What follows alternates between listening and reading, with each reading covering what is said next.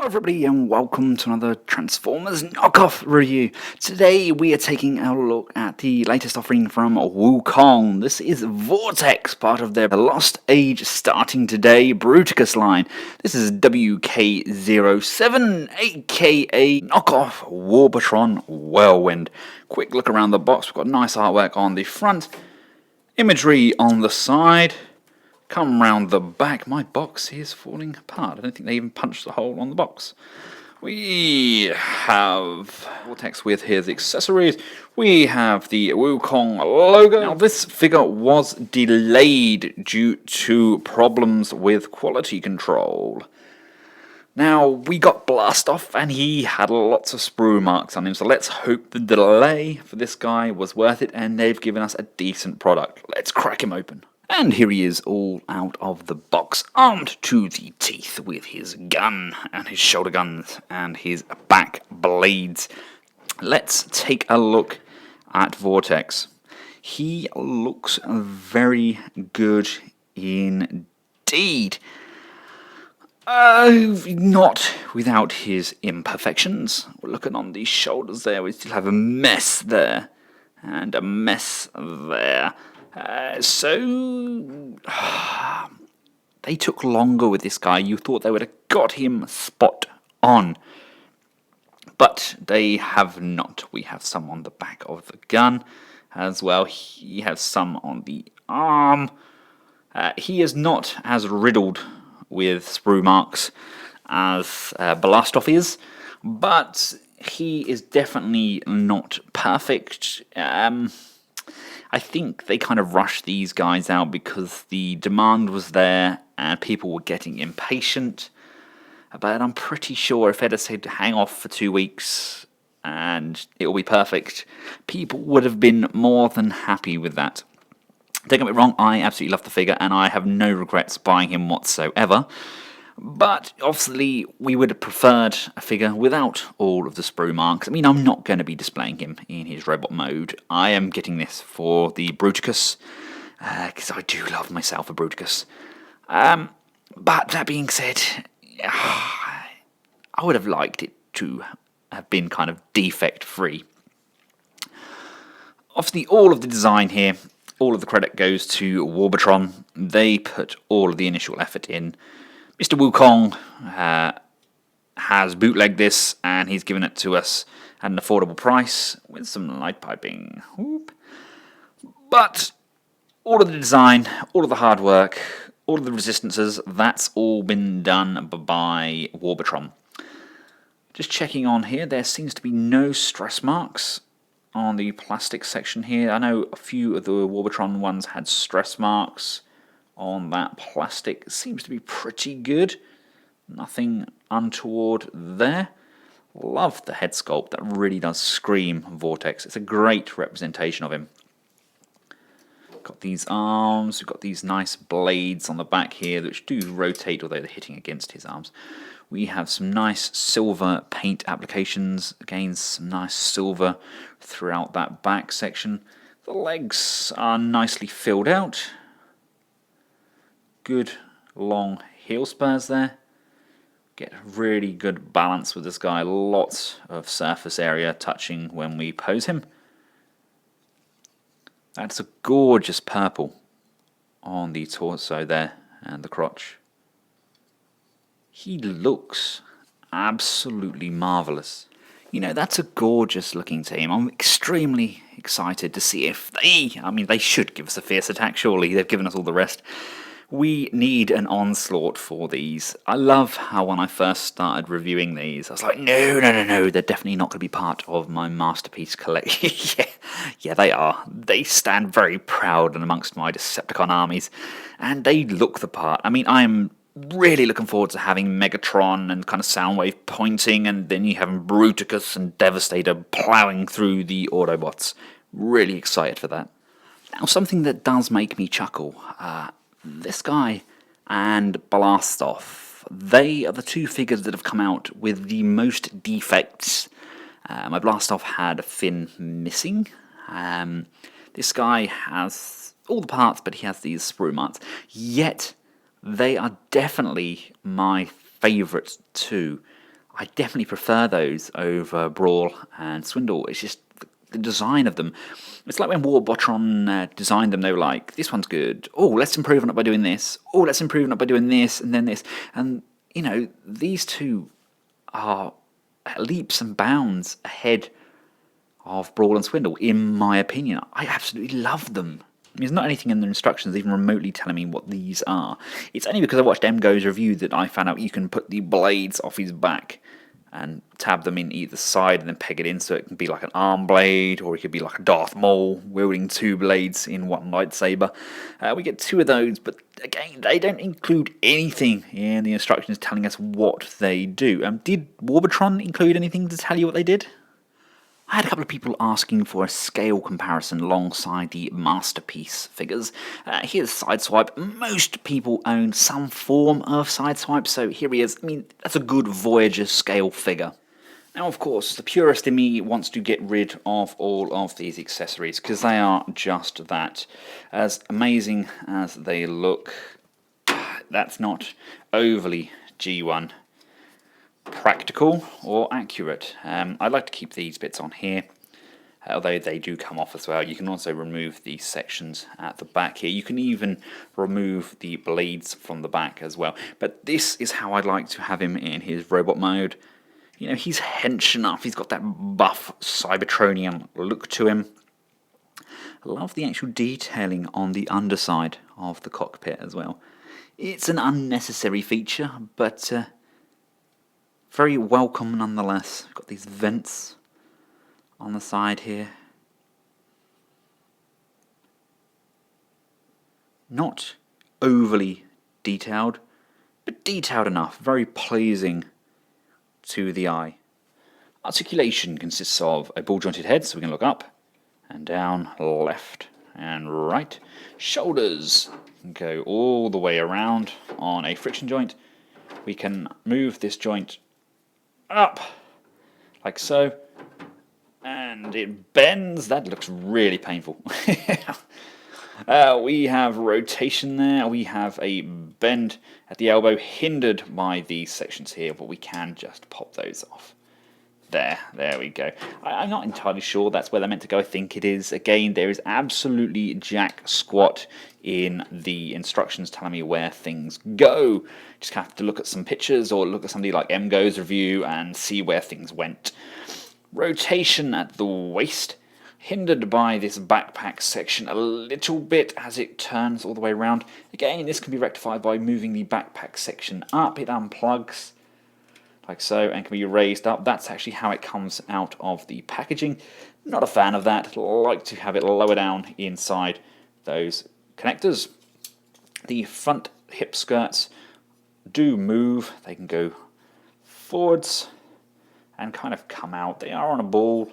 It's a little restricted there. The waist kind of gets in the way, so we can't get a full range of motion forward. It's nearly there, but just not quite.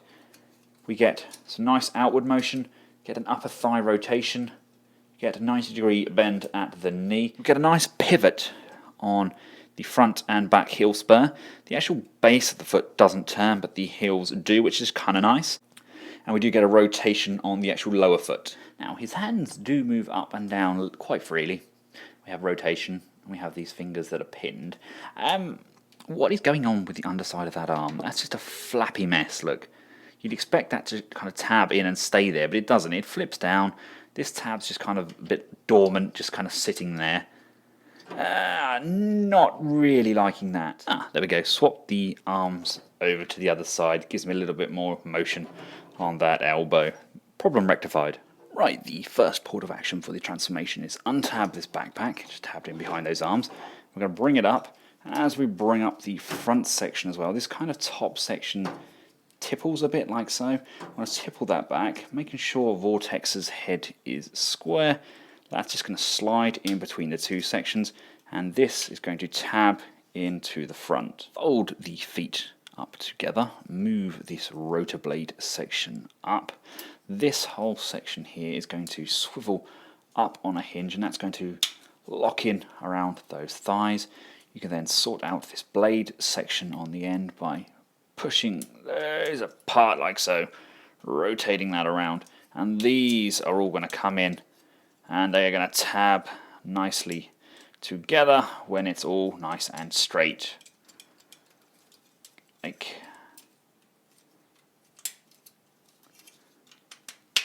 this.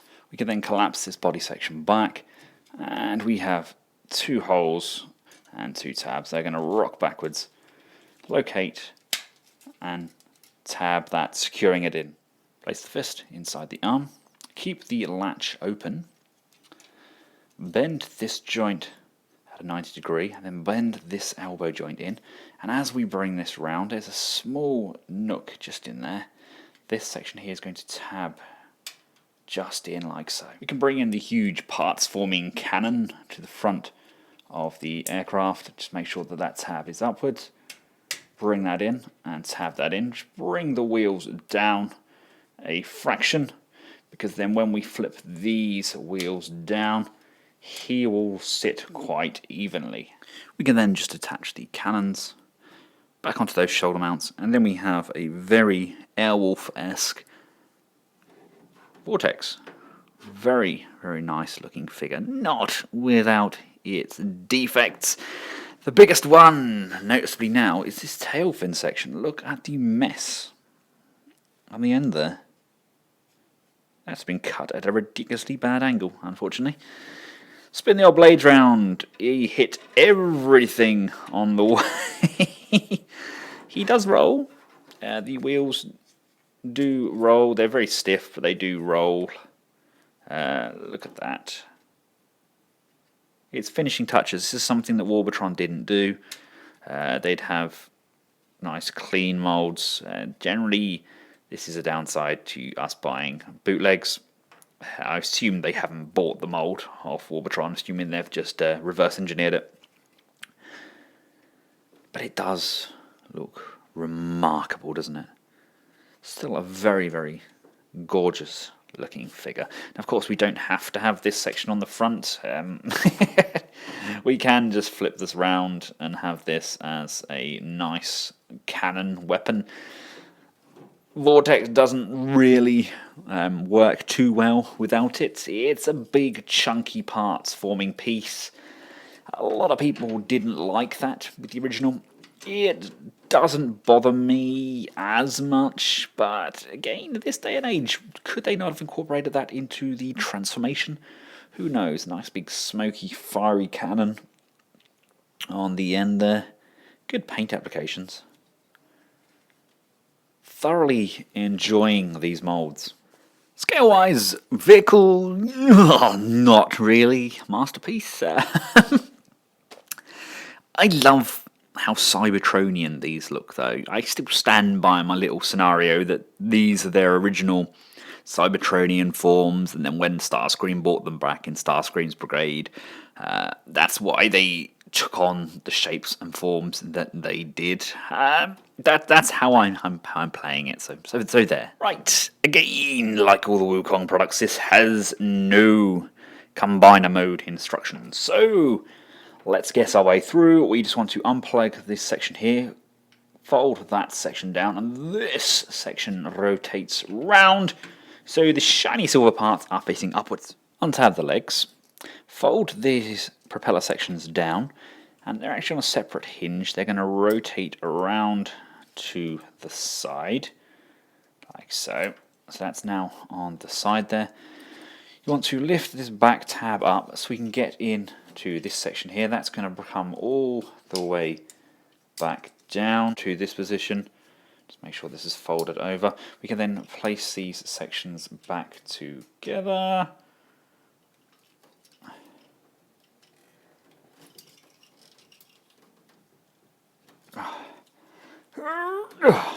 There we go.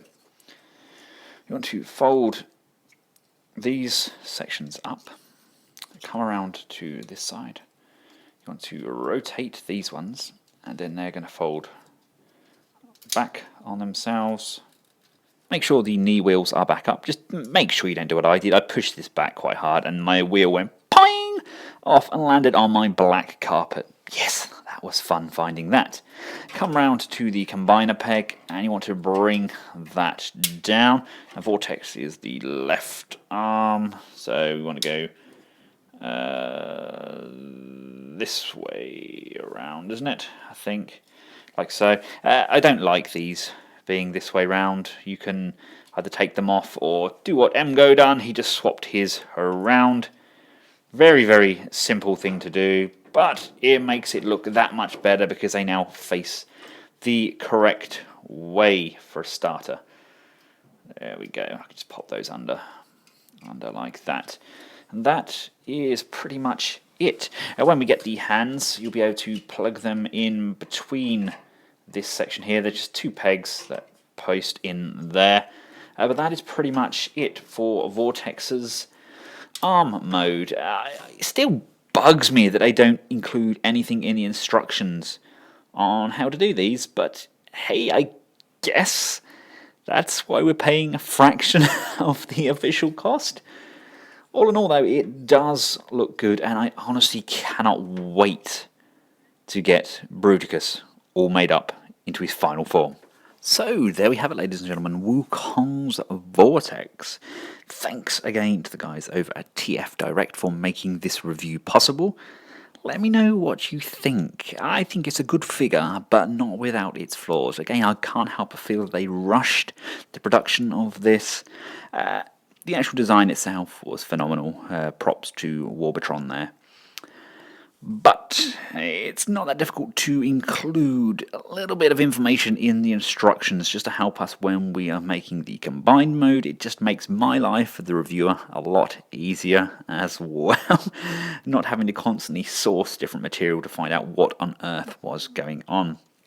I love how this figure looks. I love how he feels. It's a very solid plastic. If you own any other third parties, it's kind of on par with the likes of, say, Warbotron, for example, and Unique Toys, DX9, that sort of consistency. It feels very good. It doesn't feel like it's going to break on us. The resistances are pretty darn good. The joints are all nice and tight. Nothing feels floppy. He works, and he works extremely well. If you found this video useful, feel free to share it, give it a big thumbs up and subscribe. And until next time, from myself and Vortex, goodbye.